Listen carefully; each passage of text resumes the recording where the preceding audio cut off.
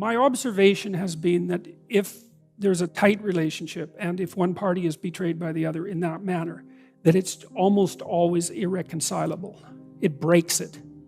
I was reading a Gottman study the other day on marital stability. Gottman has done some really good analysis of couples' behavior.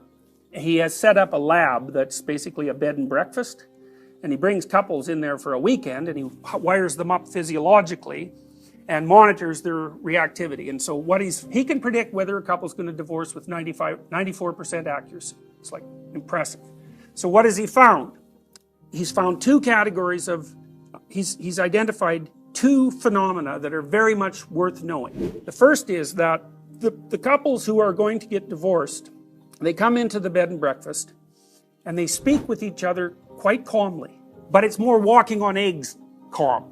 And while they're speaking with each other calmly, their physiology is like, they're very aroused. And so they're sort of aroused like someone who's facing a predator. So you might think of an unhappy couple as predator and prey to each other. And so the words are there mostly to stop predatory activity, not to actually communicate anything. It's just to keep the surface calm. So then you might think, well, what's under the surface? And what's under the surface, so Freud would say, it's what's under the surface is unconscious. But you can say, well, what's under the surface is one of these hierarchies that's all banged up and twisted and not in reasonable shape. And so people don't want to open the door to that. But they do. This is a Freudian slip. So let's say this goes to the second part of Gottman's observations. So the woman goes over to the window and she says, oh look, there's a cardinal outside.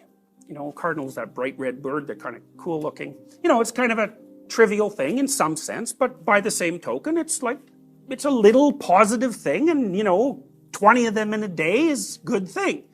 Okay, so then the partner, the husband in this example, has a 2x2 matrix of choices.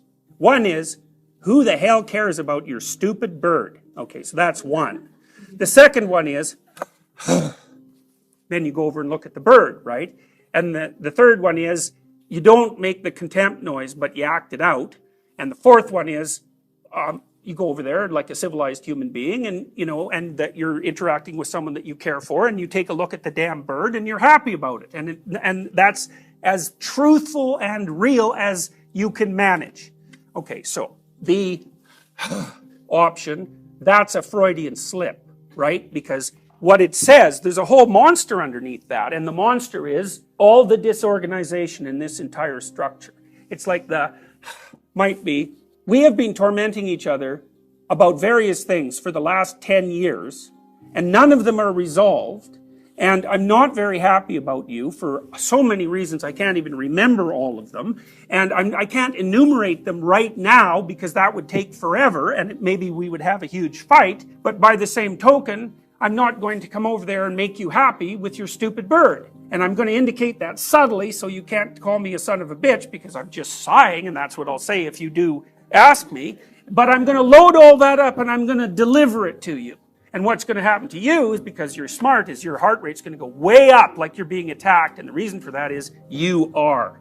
So what the good couples do, the couples that, stay together, is they respond to each other's bids. He calls them bids. And so if one person wants to share some little trivial daily positive thing with the other, isn't carrying around a bloody cartload of resentment and is able to respond to that in a positive way. And that way the general interactions between the couple stay positive. But that's also because they've worked this out.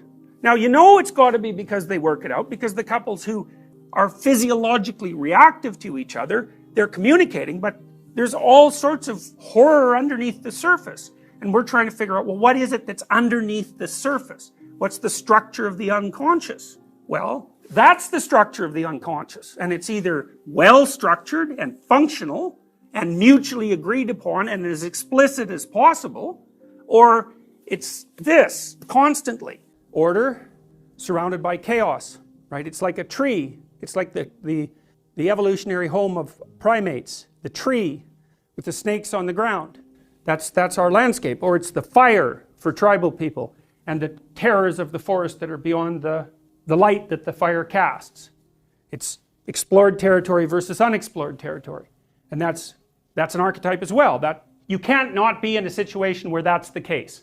Even if you're among friends, you think that's explored territory. That's not exactly right, because what happens if you're among friends is that they carefully reveal new parts of themselves all the time. So it's like they're blasting little elements of unexplored territory at you constantly. And if they don't, then what happens? You get bored and you look for new people.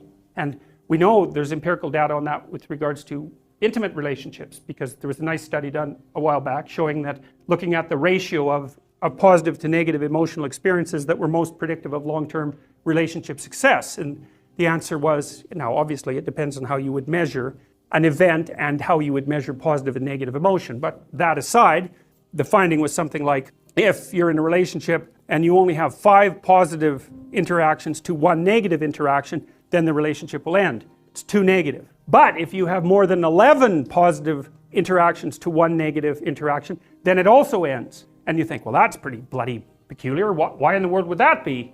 Don't you want like 100 to 1 positive to negative interactions? And the answer to that is, what makes you think that you want a relationship so that you can be happy? Or at least happy moment to moment? Why do you think that? It's certainly not the case. You know that too, because I bet you there's not a person in this room who hasn't rejected someone because they were too nice to them. Something like that. Person's no challenge. It's something like that. You want someone who, you can get along with them, but now and then they bite you and you think, oh, that's interesting. I didn't really expect that. And then you go and puzzle over it for a while and you torture yourself about it. And that's one of the things that keeps you really linked into the relationship. And the reason for that is that part of the reason that you want the relationship isn't so that you're happy right now. It's so that you can live a high quality life across multiple decades. And so you're looking for someone that you have to contend with, who's going to push you beyond what you already are, and who's going to judge you harshly often for your limitations. Now that'll make you angry and all of that, and resentful, and maybe you'll take your revenge and all of that, but you don't want someone who thinks you're perfect in your current form, partly because why would you want to go out with someone that deluded? Don't lose an opportunity to grapple with something that objects to you, especially when the objection is rather small. Because that's something you say, well, I can put up with it. It's like, fair enough, like you don't want to make everything into a war. I usually use a rule of 3. If we're interacting and you do something that I find disruptive, I'll note it. It's like, potential dragon, gone. And I leave it be. And then if you do it again, I think, oh yeah, that probably wasn't merely situational, but I'll leave it be because that's still not enough evidence. But if you do it a 3rd time, then I'll say, hey, I just noticed this. And you'll say, no, that didn't happen. And I'll say, yeah, not only did it happen, but it happened here and it happened here, and I'm not making this up. So there's something going on here. Like, I'm not ignoring it, and we can get to the bottom of it.